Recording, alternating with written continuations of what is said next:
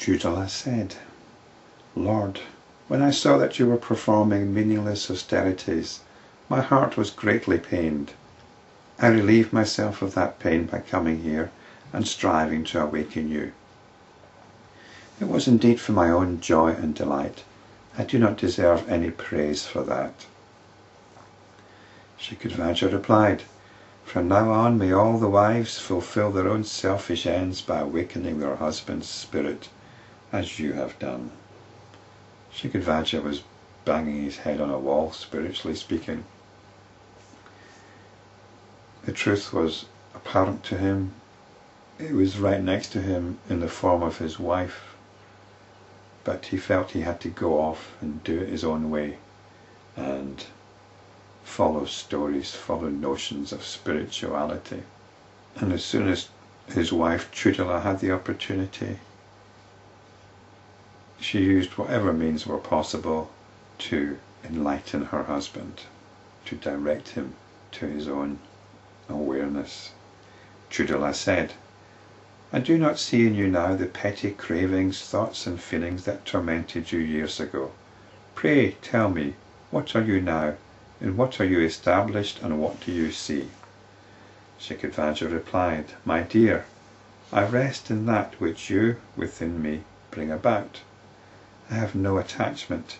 I am like the infinite, indivisible space. I am peace. I have attained that state which is difficult even for the gods like Vishnu and Shiva to reach. There's some ambiguity about whether the gods are enlightened or not, but let's not be bothered about the question of whether gods are enlightened or not. I am free from confusion and delusion. I experience no sorrow nor joy. I cannot say, this is, nor the other is. I am freed of all coverings, and I enjoy a state of inner well-being. What I am, that I am. It is difficult to put into words. You are my guru, my dear. I salute you.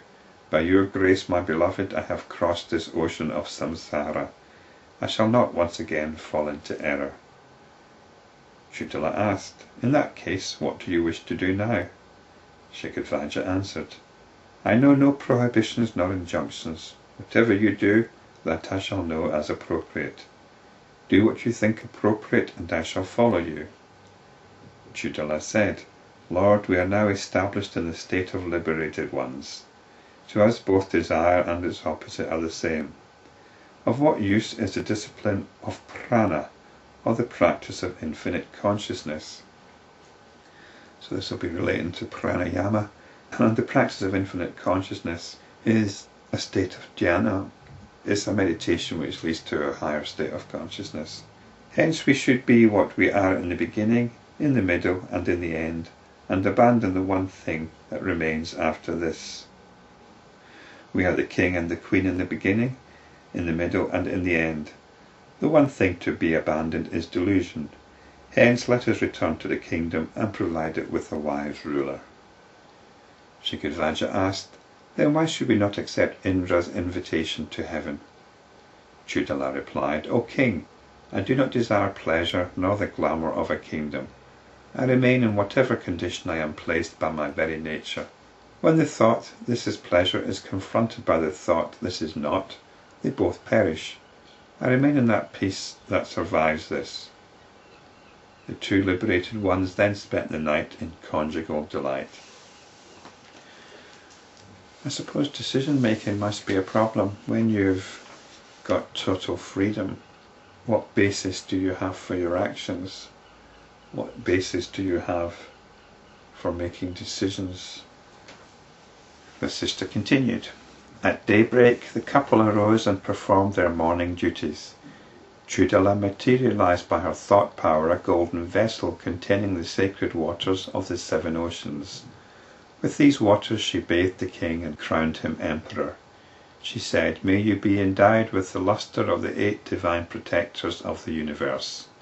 In his turn the king re-established Chudala as his queen. He suggested to her that she should create an army by her thought power. She did so. Chudala had developed magical powers.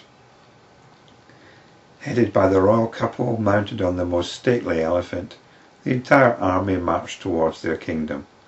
On the way, Sikhidhvaja pointed out to Chudala the various places associated with his ascetic life. They soon reached the outskirts of their city, where they were given a rousing welcome by the citizens.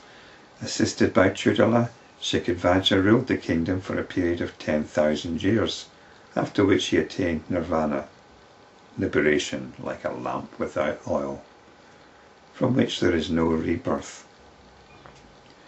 After enjoying the pleasures of the world, because he was the foremost among kings, after having lived for a very long time, he attained the supreme state because in him there was but a little residue of sattva.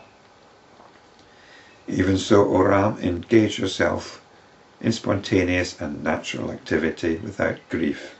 Arise, enjoy the pleasures of the world and also final liberation. Thus have I told you, O Ram, the story of Sikhidhvaja. Pursuing this path you will never grieve. Rule as Sikhidhvaja ruled. You will enjoy the pleasures of this world and attain final liberation too. You can have it all. Even so did Kaca, who was the son of Brhaspati, the preceptor of the gods. So now we've got another story coming up of Kaca and Brhaspati. Ram asked, Lord, please tell me how Kaca, the son of Brhaspati, attained enlightenment. Vasishta said, like Sikhidhvaja, Kaca also attained enlightenment.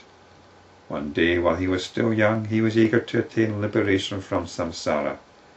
He went to his father Brhaspati and asked, Lord, you know everything. Please tell me, how can one free oneself from this cage known as samsara?